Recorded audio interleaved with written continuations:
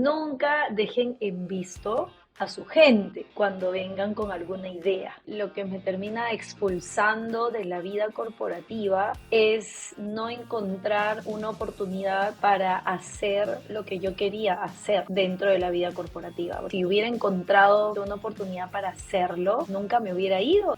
Hemos sido muy monográficos en las visiones que tenemos. Para trabajar en recursos humanos tienes que estudiar recursos humanos, para entrar a un estudio de diseño gráfico tienes que ser un diseñador gráfico con un cartón. Nosotros tradicionalmente estamos pensando que a los 65, bye, no te veo más, se acabó, te tienes que ir a descansar. Y creo que el reskilling entra mucho para la gente 55 a más, que tiene derecho a reinventarse. La verdad que la educación que hemos recibido, por lo menos yo, ha sido la tradicional. ¿Qué daño nos ha hecho? ¿Cómo se transforma la cultura de las organizaciones en una cultura? Hola, yo soy Fabricio Serna y esto es Cultura Empresarial, el podcast donde descubrirás los hacks que han permitido a las transnacionales más importantes de Hispanoamérica enaltecer su cultura corporativa gracias a sus perspectivas únicas e innovadoras. Mi entrevistada de hoy es Tarsila Shino. A lo largo de más de 10 años de experiencia profesional, Tarsila ha desempeñado roles como directora de marketing y comunicaciones para Editorial Planeta de España, gerente de comunicación y cultura para Atlas Copco en Suecia y gerente adjunta de transformación cultural para el Banco de Crédito del Perú. Es CEO y creadora de Remote Lab, firma de consultoría especializada, y del centro de aprendizaje Remote Academy. Ambos se centran en temas relacionados con el futuro del trabajo y actualmente prestan servicios a más de 20 empresas y cuentan con una comunidad vibrante de más de 1,000 alumnos entre América Latina y España. En el año 2021, Tarsila fue reconocida como la primera líder latinoamericana por Miro.com y Logitech. Puedes encontrar este episodio en podcast en cualquiera de tus plataformas favoritas y en video en YouTube. Sin más, los dejo con mi entrevista con Tarsila Shino. Muchísimas gracias por aceptar esta invitación a Cultura Empresarial. Oh, gracias, Fabricio, a ustedes por la invitación, y así que un gusto estar conversando hoy contigo. Una de las cosas más interesantes que me pasó cuando estaba preparándome para esta conversa que íbamos a tener es que me saltaba mucho y resaltaba mucho que eres periodista.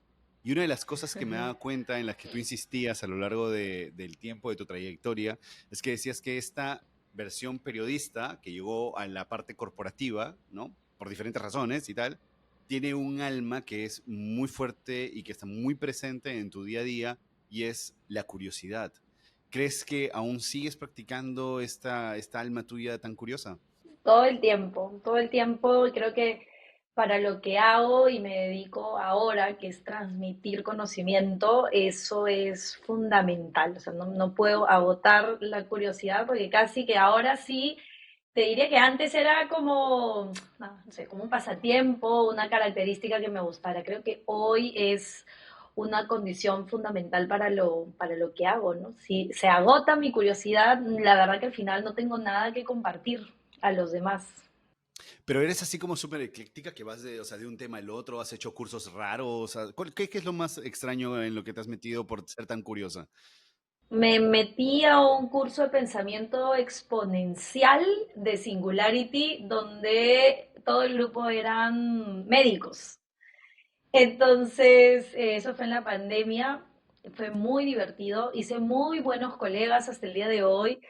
Y la verdad que, claro, pensamiento exponencial, viste, podemos hablar todos, pero hablar de pensamiento exponencial con médicos te lleva como a otros lados que quizás de alguna manera te estalla un poco el cerebro. Me perdía por momentos porque tipo hablábamos del genoma, que el ADN, y ellos estaban trabajando como muy metidos en esto, y la medicina en remoto, y cómo las máquinas van a operar a los seres humanos y demás, pero siempre he creído que está bueno no mirar como en el metro cuadrado donde uno se especializa, sino mirar de otras perspectivas y de otras especialidades para traer y alimentar más lo que uno hace. Pero creo que eso es lo más así exótico en lo que me metí.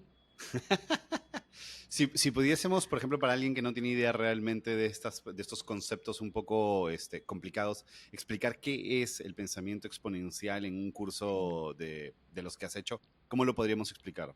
Bien, el pensamiento exponencial para mí va de primero plantearse cosas inimaginables como imaginables, ¿no? Entonces, si habláramos, no sé, de recursos humanos, es apuntar a la luna, esto le dicen moonshot, en muchos casos tiene un nombre que es el moonshot, un pensamiento moonshot que es aquello loquísimo que te imaginarías que podría suceder en recursos humanos. Entonces yo te puedo decir, oye, mira, aquello loquísimo es, no sé, que el gerente de recursos humanos termine siendo un cyborg, ¿no? Y entonces, y comienzas a construir escenarios posibles a partir de eso, ¿no? Entonces, y eso es comenzar a pensar exponencialmente porque vas viendo, es como se van desbloqueando niveles. La posibilidad de imaginar tanto te permite ir a ti mismo desbloqueando niveles.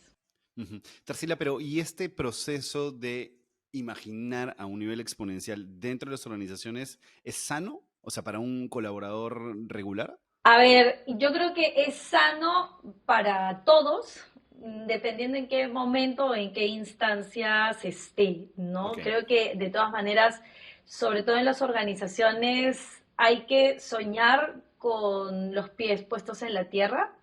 Creo que las áreas de recursos humanos, sobre todo, siempre hemos sido muy juzgadas por ser grandes soñadores y que nos cuesta conectar con las áreas de negocio, por ejemplo, ¿no? O sea, y creo que ahí sí tenemos una oportunidad de mejora grande, que es, oye, vale nuestro pensamiento exponencial, pero siempre conectando con el negocio. Entonces, en la medida en que yo creo que conectemos con el negocio, con la visión que tiene la organización, vale la pena soñar, ¿no?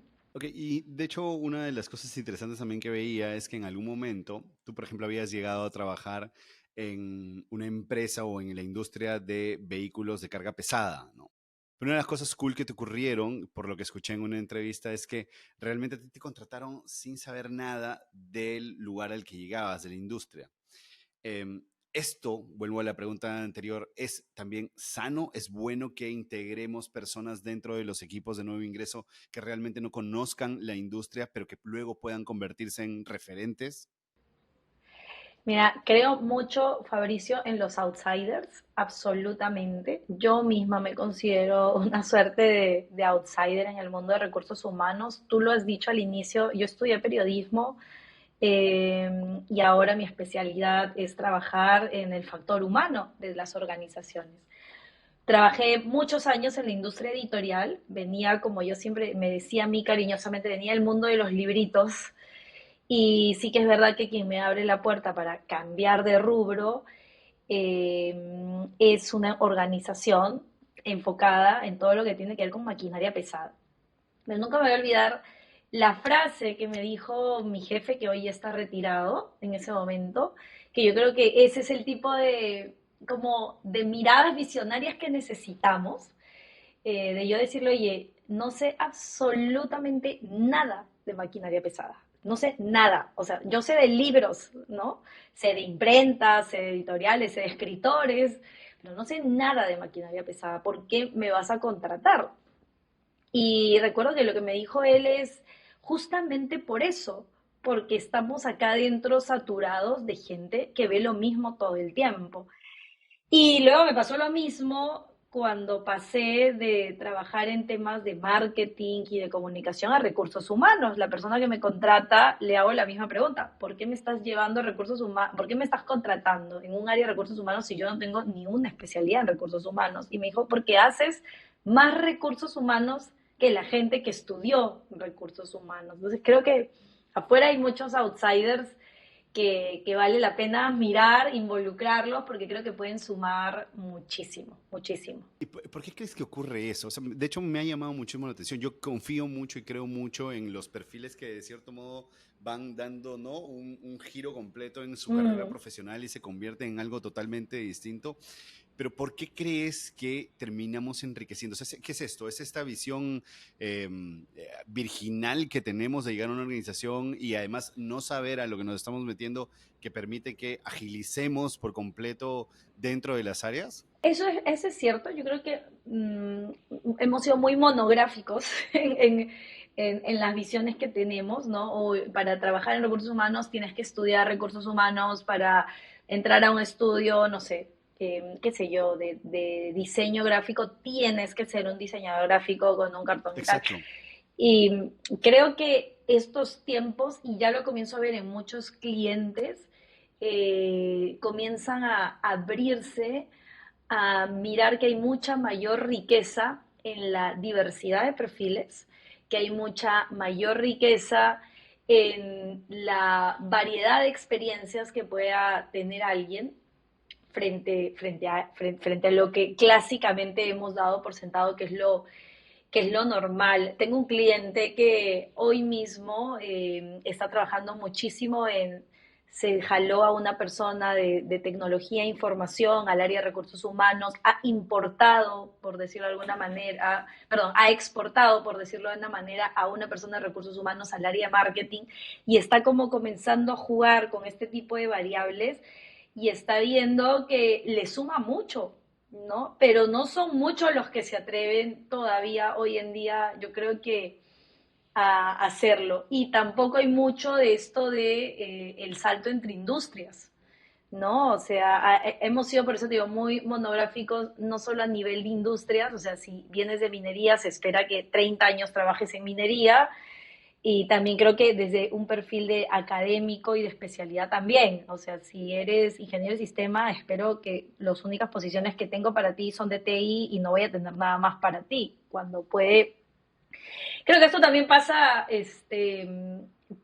por comenzar a creer mucho más en el poder del reskilling, que creo que es un concepto que también las organizaciones tienen que comenzar a mirar mucho más, ¿no? El reskilling es cómo reinvento a la gente dentro de la organización, valorando todo el kilometraje, todas las millas que tiene recorrido, ¿no? Oye, quiero hacer zoom en esa parte y quisiera preguntarte entonces, desde tu experiencia, cómo las organizaciones pueden realmente hacer ese reskilling de una manera adecuada para los trabajadores sin que realmente sea como muy, porque puede llegar a ser chocante en algún punto. Sí, sí, absolutamente. Para mí lo primero, y que es tan sencillo, es conocer al colaborador, que parece algo muy sencillo, pero es muy complejo, ¿no? Es decir, primero hay que conocer a la persona, porque el reskilling para mí es una historia muy individual de cada uno, ¿no? Entonces, es primero conocer a esa persona, tener como muy trazado de dónde viene y hacia dónde le gustaría ir. Y después creo que también luego ya viene un trabajo que es valioso, que es entrenamiento, ¿no? Pero además, para mí, todo este tema del reskilling tiene que ser una cuestión, es un matrimonio.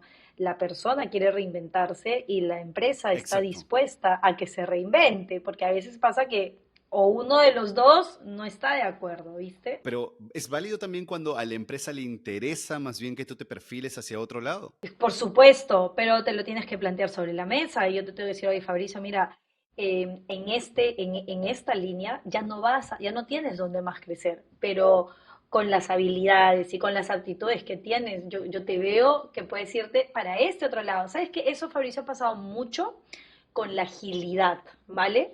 Porque la agilidad ha sido una cuestión, no hay un bachillerato de agilidad, nadie hace una carrera de agilidad, ha sido algo mucho sobre la marcha y vas encontrando muchos ingenieros, administradores, contadores, distintos roles que se han ido como adaptando y han hecho este trabajo de reskilling, pero para mí sí que es importante, como yo te diría que lo diseccionaría en tres momentos claves, ¿no? Ujú. Está esta conversación honesta entre colaborador y empresa, ¿no? Puede ser una empresa que viene y te propone, te quiero llevar hacia otro lado, o puede ser el colaborador que viene y le dice a la empresa, ya no quiero trabajar en el área de administración, ¿no? Yo quiero comenzar a probar ir a marketing, por ejemplo, ¿no? Entonces, tiene que haber como esta primera etapa de conversación, una segunda etapa para mí de entrenamiento y una tercera etapa que tendría que ser, yo te diría como de inmersión, ¿no? De poder lograr que esta persona se inserte en la sociedad, ¿no? Que va a ser como esa nueva posición o esa nueva área. Y creo que ahí tiene que haber un acompañamiento. No es tan Sencillo como suena, pero creo que hay mucha oportunidad. Y creo, Fabricio, que hay mucha oportunidad de hablar de reskilling, mucho más sobre todo hoy con las nuevas generaciones, que este ímpetu del cual hemos comenzado hablando de la curiosidad está como es parte ya de su ADN natural. Pero creo también mucho que va a ser importante para los seniors, ¿no? Para las famosas generaciones silver, que son las personas que tienen más de 50 o 55 años. Hoy en la mañana conversaba en una clase que estaba dictando y yo les decía, el año pasado, el director del colegio de mi hija nos dijo, ustedes saben que sus hijos van a vivir 100 años. Y es real, o sea, no es una cuestión disparatada hoy pensar que la gente va a vivir 100 años. La pregunta es, si la gente va a vivir 100 años, eso significa que a los 60 o a los 65 la gente tiene ganas de hacer un montón de cosas. Pero están esos espacios porque nosotros tradicionalmente estamos pensando que a los 65, bye, no te veo más, se acabó, te tienes que ir a descansar.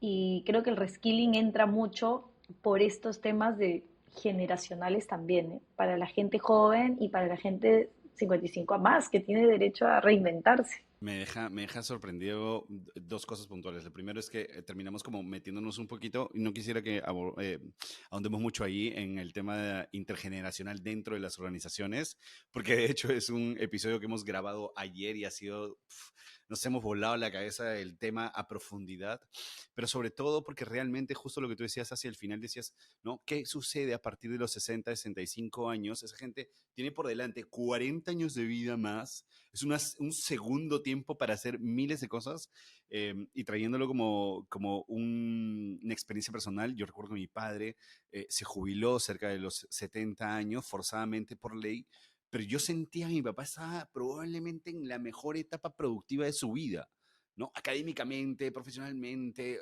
a nivel personal también, y yo sentí que era como mucho cuidado con esto porque podría haber hecho más cosas. Bueno, luego mi papá hizo cosas diferentes y medio que se reinventó y disfruta hasta ahora. Ya han pasado algunos años, disfruta mucho más de lo que está haciendo ahora.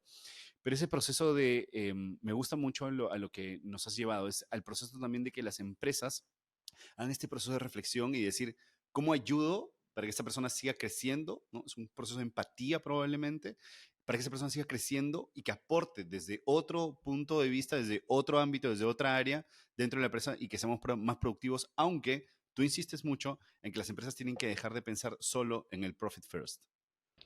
A mí me gusta más hablar de un concepto que se llama prosperidad.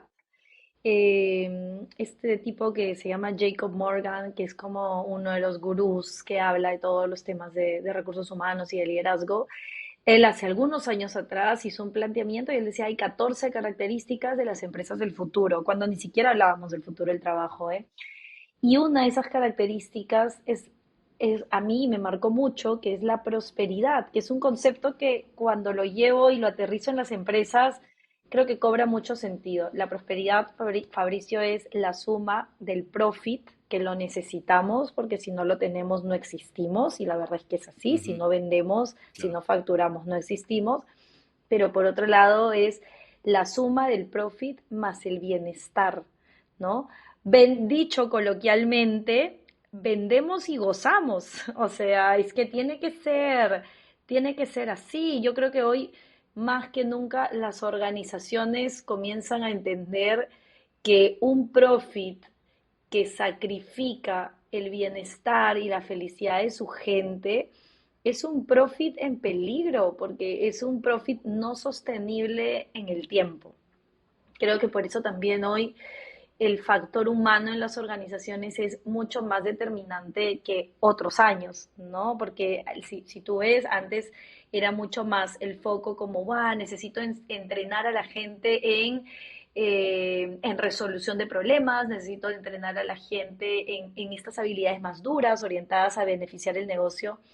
Y yo hoy comienzo a ver, la verdad, con varias de las organizaciones que trabajamos, que la balanza positiva y optimistamente comienza a equilibrarse más, ¿no? Y comenzamos a hablar más de prosperidad, que es profit más bienestar de la gente. Yo quiero sacarte ahora sí, por completo de este espacio en el que estamos, porque quiero saber realmente cómo es que llegas a, o sea, cuál fue el determinante, el factor clave, ¿no? Que la hecatombe dentro de ti que hace que finalmente salgas de donde estabas, que en verdad todos algún momento desearíamos estar en el corporativo, en la posición en la que tú estuviste y que está de hecho determinado por tu experiencia, pero que salgas y te lances al mundo del emprendimiento. Yo sé que recibías Mm. muchas señales, tú veías que habían grandes expertos, ¿no? En Portugal, en Polonia, en España y tal, que estaban haciendo temas relacionados a fundamentar por qué es importante que las personas podamos trabajar en remoto y que tú decías, pues esto es un movimiento que podrías tú liderarlo. ¿Es eso? O sea, ¿qué fue lo que determinó finalmente que te pusieras en el modo emprendedora? Yo creo, si lo tuviera que sintetizar, que lo que me termina expulsando de la vida corporativa es no encontrar una oportunidad para hacer lo que yo quería hacer dentro de la vida corporativa, porque creo que si hubiera encontrado, Fabricio, una oportunidad para hacerlo, nunca me hubiera ido y de repente hoy estaría trabajando feliz como lo he sido muchos años dentro de la vida corporativa. Creía mucho en el tema del futuro del trabajo, creía mucho en el tema de trabajo remoto. Cuando todo esto comenzó, no pude encontrar, la verdad es que no pude encontrar un espacio adentro de la empresa para poder desarrollarlo. Por eso, cuando hoy dicto conferencias o dicto charlas o dicto talleres, mi sugerencia a los líderes, que es con el público con el que más interactúo diariamente, es nunca dejen en visto a su gente cuando vengan con alguna idea, ¿no? Sí. Porque, o sea, yo les digo, aquí estoy yo, que como me dejaron en visto con una idea que yo quería hacer, tuve que mirar afuera, ¿no? Ahora, claro, yo les digo, hay dos caminos siempre, que te dejen en visto y un poco pasé como me pasa a mí, que soy muy inquieta y dije, bueno, ya está, si no me dejan hacerlo adentro, comenzaré a hacerlo afuera. Pero hay mucha gente, Fabricio, que es dejada en visto cuando quiere aportar una idea y se queda dentro de la empresa y ese grado de frustración, de no poder haber hecho cosas que querían hacer, es una bolsa que comienza a crecer y comienza a golpear mucho en la gente. Entonces, creo que es importante. Hoy creo que hay muchas más oportunidades, pero para mí eso fue, ¿no? Eso fue no encontrar esta oportunidad y encontrarla afuera. Y creo que tú me has dicho el espaldarazo del momento clave. Yo creo que para mí el momento clave fue cuando yo ya venía como haciendo muchas cosas sobre el futuro del trabajo y trabajo remoto. Y un día una empresa que no era donde yo trabajaba me llaman y me proponen capacitar a una cantidad bastante importante de líderes. Y entonces yo dije, ah, esto puede ser realmente un negocio, ¿no? No lo había pensado antes. Y, y creo que también siempre lo he dicho, ¿no? Soy muy inútil desde un punto de vista de las manos, no sé cocinar, no sé coser, no podría haber hecho otro tipo de emprendimiento más que un emprendimiento con mi cabeza, creo, y al final lo pude hacer. Pero creo que fueron como esos dos momentos como épicos, ¿no? Primero, darme cuenta que dentro de una organización, no iba a poder hacer lo que quería hacer, y lo segundo, viene afuera, que te tocan la puerta y hay una empresa afuera que te dice, oye, eso que tú haces y que se ve que te gusta, yo quiero que lo vengas a hacer aquí y te contrato por un tiempo de 2, 3 meses para que lo hagas. Creo que se unieron ambas, no sé. Hay una frase súper linda que dice Séneca, que me gusta mucho, que dice, ¿no? La suerte en realidad es cuando la oportunidad se encuentra con la preparación. Y creo que un poco me pasó eso, ¿no?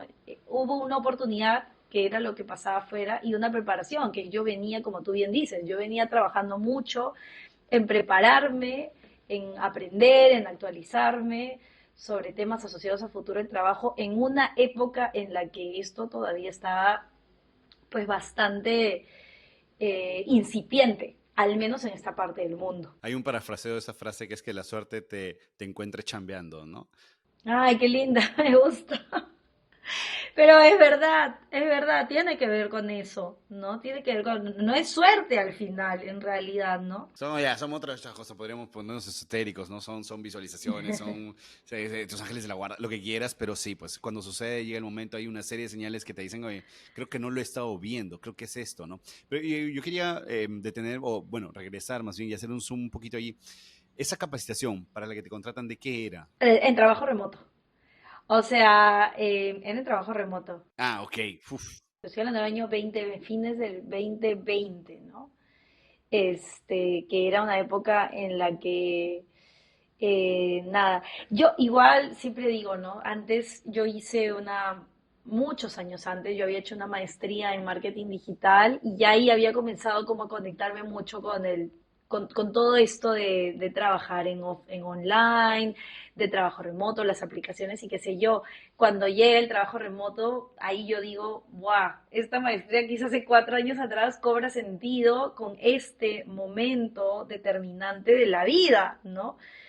Y, y luego viene como esta oportunidad y ya de allí ya el resto es como comenzar a abrir un camino que tampoco es un camino fácil, ¿no? Que es el de emprender. que va a ser fácil. Todos los que están ahí lo saben, ¿no? Porque wow, es duro, es bastante duro. Yo recuerdo que hacia el año 2020, cuando todavía estabas en corporativo, tú empezaste a participar en seminarios donde hablabas e insistías mucho Sí, sobre sí.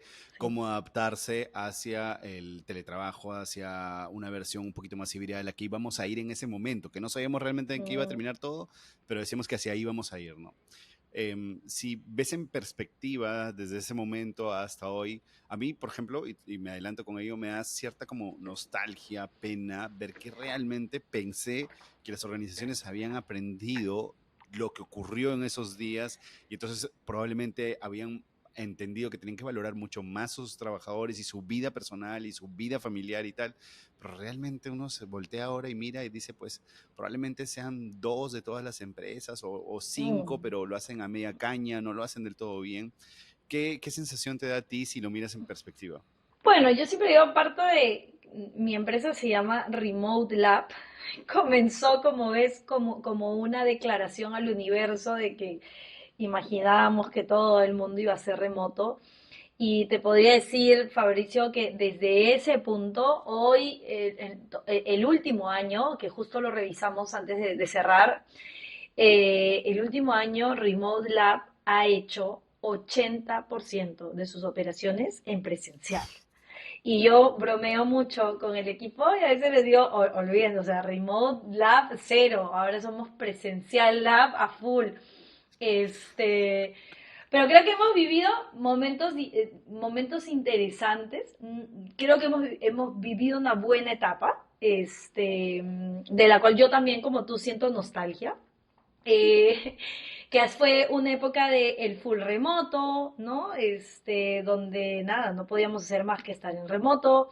Luego hemos pasado al híbrido, que también, yo te diría, el 2021 y el 2022 fue el furor del modelo híbrido.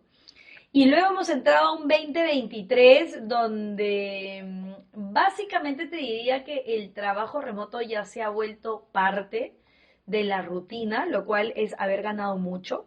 O sea, imaginándonos el mundo versus del 2019 hacia atrás. Pero yo sí creo que también las organizaciones han ganado más de tener este interés por el factor humano, por la habilidad blanda. Hay todavía deudas, pero yo sí creo que por lo menos se ha logrado abrir espacio, ¿no? El mundo no va a ser remoto, definitivamente.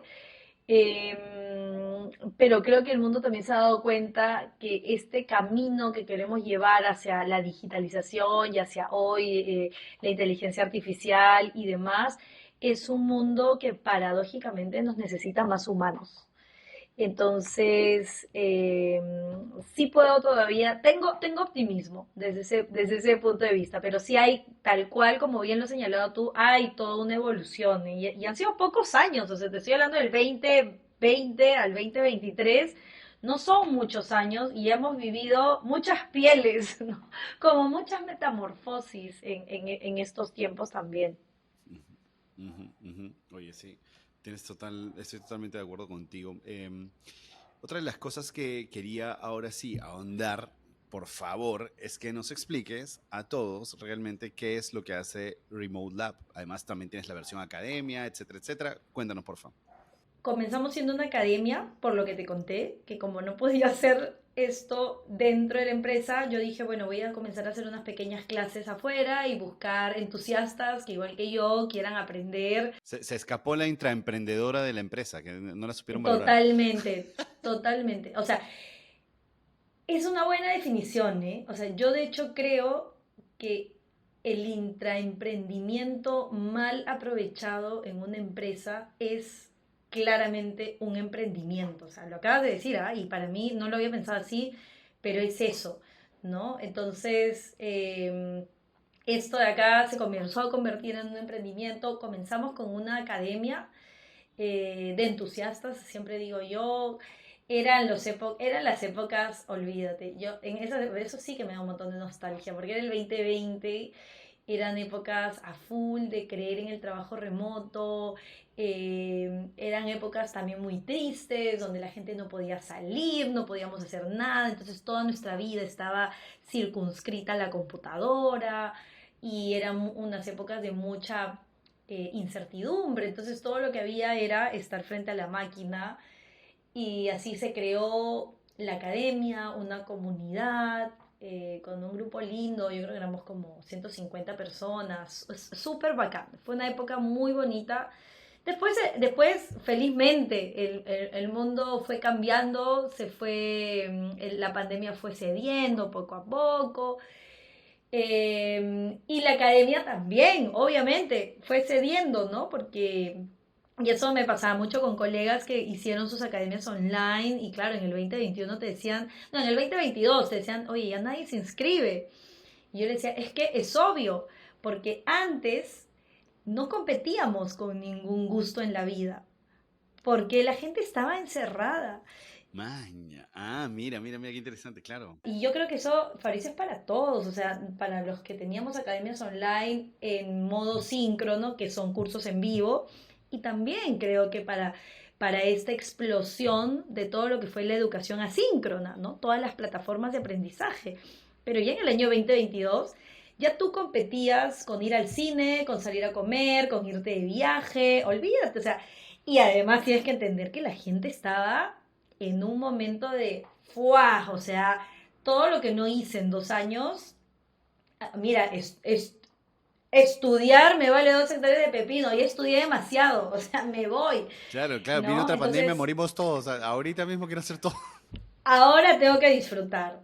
Creo que, pero creo que fue una época bacán, el 2020, 2021, de disfrute del aprendizaje y después nada, era obvio. Y eso hizo que también la academia comenzara a ceder frente a la consultora, ¿no? Y ahora estamos mucho más, yo te diría, antes éramos 50-50, 50% academia, 50% consultora.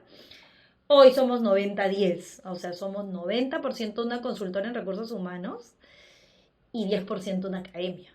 Cuando naces, se nacen como academia, en paralelo empiezan a ocurrir de igual, o sea, si siempre fue 50-50 o primero fue solo mucho más academia que realmente consultoría. Primero fue academia. Ya, ok. Primero fue Y academia. entonces, cuando dejan de llegar tus alumnos, tus clientes, sientes ese bajón, dices, sientes así como ese abismo, dices, uy, uy, uy, y si volteo No, y vuelvo al corporativo o no, o mm, ya estás decidida. no, fue muy orgánico. O sea, yo te diría que la academia la fuimos dejando porque, y yo tenía una frase con el equipo que yo siempre les decía, la consultora se comió a la academia. Claro.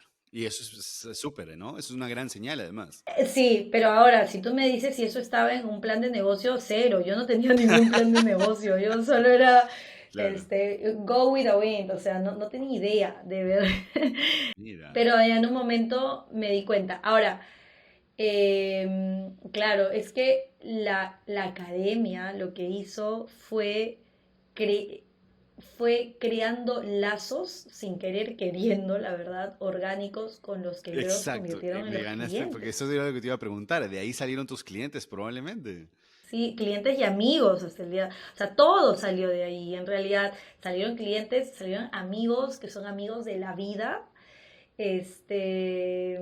Salió todo. Yo creo que salieron facilitadores que ahora forman parte de nuestro staff. O sea, yo he tenido muchos alumnos que hoy son nuestros facilitadores, ¿no? Entonces, se abrieron muchas oportunidades. Por eso yo, Fabricio, cuando alguien me dice, no, el mundo remoto no permite crear vínculos, para mí, al menos desde mi experiencia, el mundo remoto me ha dado demasiados vínculos, ¿no? O sea, de amistad y de Y de trabajo de trabajo. negocios, claro que sí. Igual nosotros en Decibel 85 nacimos, perdón, nosotros de hecho nacimos antes de la pandemia ya en remoto, pero era un tema porque, o sea, obviamente teníamos que contratar gente que estaba de cierto modo más capacitada fuera e hizo que nosotros empecemos desde el inicio a trabajar con gente de fuera.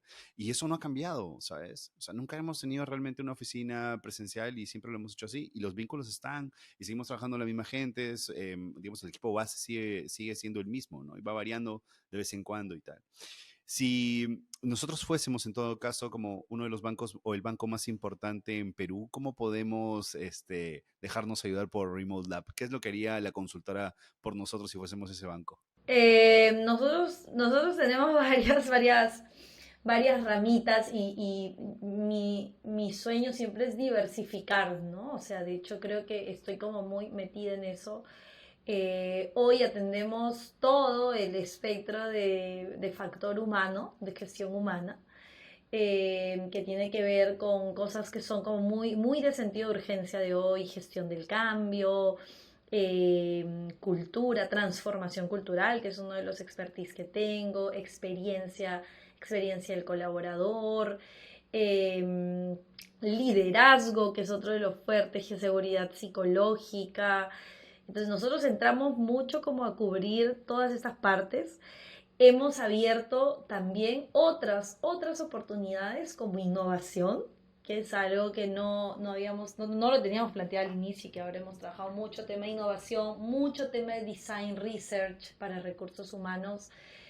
Y estamos abriéndonos cada vez más en temas de experiencia del cliente, que a mí ese es mi otro lado, que es mi sueño, volver a reconectar con ese pasado que han sido muchos años de mi vida en temas de marketing y comercial, ¿no? Porque yo en realidad he trabajado muchísimos años desde ese lado y a veces digo, ya es hora de volver. A veces siempre me planteo y digo, va, ya es hora de volver a los inicios. Pero bueno, hoy cubrimos todo lo que tiene que ver con factor humano y estamos también en temas de innovación, temas de agilidad y experiencia del cliente. Súper, oye, me encanta, en verdad.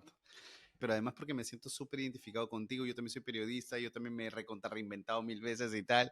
He sido DIRCOM, luego salí, renuncié, dije, no me van a llamar, nadie me llamó, pues es el momento de montar algo y tuve que ser el emprendedor y esto salió bien, felizmente. Entonces, cuando más o menos empecé a hacer de ti, me emocioné mucho, en verdad. Quiero que sepas que me inspiras mucho, realmente, me inspira tu historia. Oye, muchas gracias. Hay muchos, ¿eh? Conozco de una muy buena colega argentina que nada, nos hemos conocido también de la vida, por remoto y tal. Y un día estábamos como que hablamos y hablábamos y entonces yo le digo, no es que, es que yo soy periodista en realidad. Y ella me dice, no me puedes decir eso. Yo también soy periodista. Entonces era como, y me ha pasado con una persona, entonces tenemos que ser un grupo, yo creo ya, de club de periodistas que terminamos sumergidos en el lado del factor humano. Y siempre lo digo, si tuviera que volver a comenzar a escribir la historia desde el principio, volvería a estudiar periodismo 1000 veces. O sea, no es todo lo que me ha dado es esto, ¿ah? Bueno, yo no sé, yo lo plantearía. Sé que he sido muy valiente, que me arriesgo muchísimo y probablemente no lo habría hecho si no tuviera esa alma de periodista que se Mm. arriesga, pero no estoy seguro si lo volvería a estudiar de todas maneras o si se lo recomendaría a alguien para que estudie. Antes cuando me preguntaban cuando alguien me decía que quería estudiar periodismo, yo le decía, no, no, no, no, pagan poco y somos muchos, no lo hagas, ¿no? Ahora probablemente pienso exactamente igual, peor todavía con la inteligencia artificial que está quitando tanto trabajo. Darcy, escúchame, lo último que quería hablar, voy a meterte en un supuesto y quiero que me digas cómo resuelves esto, ¿ok? Ok. Se ha confirmado que volvemos a la cuarentena, que volvemos por esta nueva pandemia a guardarnos todos dentro. ¿Cómo vas a llevar esto? ¿Cómo lo vas a enfrentar?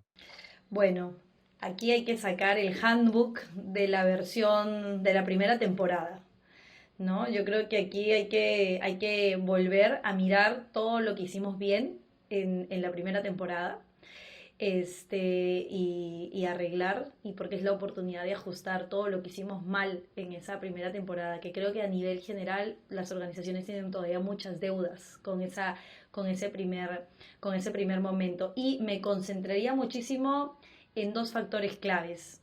Ni siquiera en el ancho de banda del Internet. Me concentraría en dos factores claves. Mindset y habilidad. ¿No? Me concentraría mucho en que la gente sepa usar herramientas digitales para trabajar y para organizar su vida profesional, que yo creo que ahí hay mucha oportunidad de mejora. La gente sigue trabajando en sus cuadernos señor, tenemos que ir a la computadora, o sea, tenemos que trabajar en la nube y trabajaría mucho el mindset de la gente que a mí me ha tocado mucho, Fabricio, encontrar muchas, sobre todo, niveles de jerarquía altos que no creen en la posibilidad de trabajar y dirigir equipos en un entorno digital, ¿no? Yo creo que los colaboradores, la gente que está en jerarquías más abajo, creen, pero la gente de arriba no. Y creo que si hubiera, vamos a tocar madera, si hubiera una segunda pandemia, es para mí la ola definitiva para que arriba las jerarquías crean en la posibilidad del entorno digital como un entorno sano y productivo de trabajo. Tal cual, tal cual. Darcy, muchísimas gracias. En verdad, me gusta ponerme en esos escenarios. Ayer hicimos algo parecido. Le preguntamos, pero escúchame, hay algo, pero ya no te lo voy a preguntar, pero me encantó encontrarte en un video hace 10 años cuando te preguntaban qué harías si no pudieses ver. Es verdad, eso es cuando era profesora, en mi vida anterior, cuando era profesora, ¿y qué dije? Dijiste algo muy bonito. Creo que no respondiste exactamente qué harías, pero respondiste en un proceso de empatía, de entender que en verdad esas personas con discapacidad o personas ciegas, la pasan mal y que no lo hacemos usualmente, ¿no? No Ese es entendemos un eso. video de Isil y ahora terminando esta conversación voy a ir a buscarlo porque es verdad, tiene muchos años, era muy chica ahí y no sé, me has dado curiosidad, era una entrevista cortita, me acuerdo. Wow, lo voy a buscar, debe ser el primer video mío que existe en el YouTube, yo creo, sin ninguna Tal cual, duda. tal cual. Oye, espérate, antes de cortar, quería preguntarte algo. ¿Y cuál es el reto que ahora te tiene intrigada, te tiene emocionada, que te despierta súper temprano emocionada? ¿En qué Ando andas? mirando temas de inteligencia artificial, como todos, me imagino.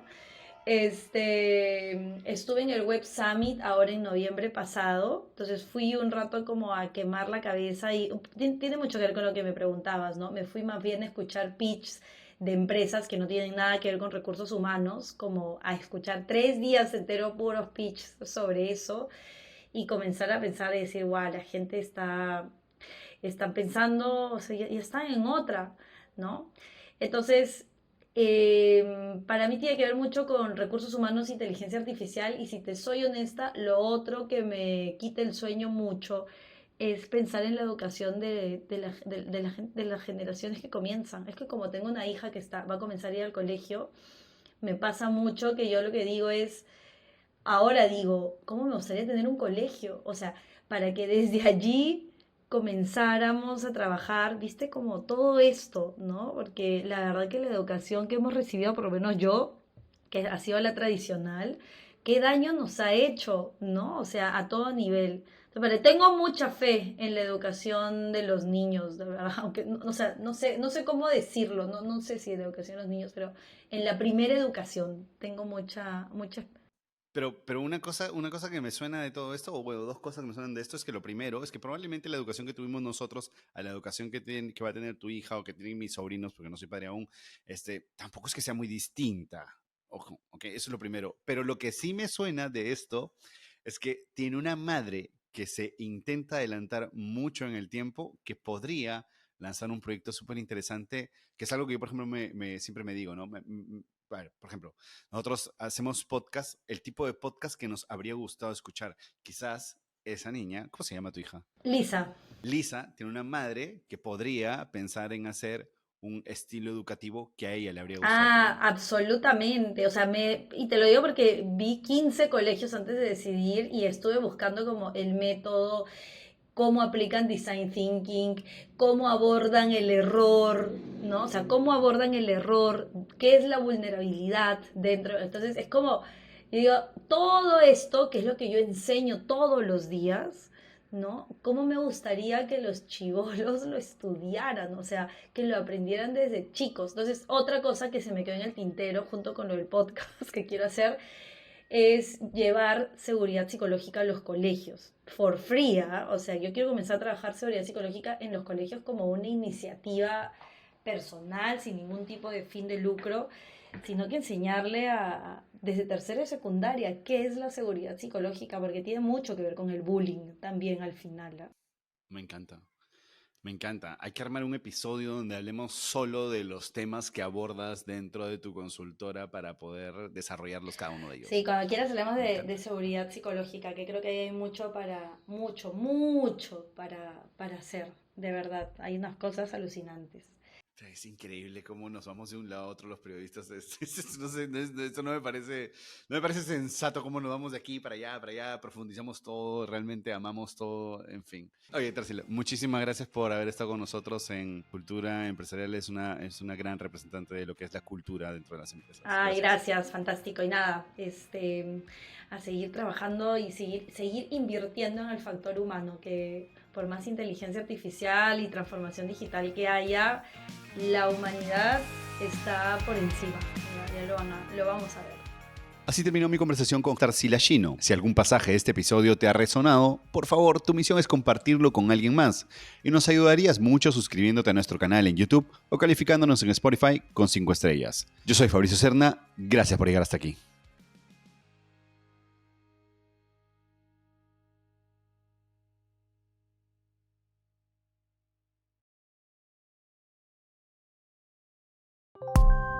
Original de Decibelio 85.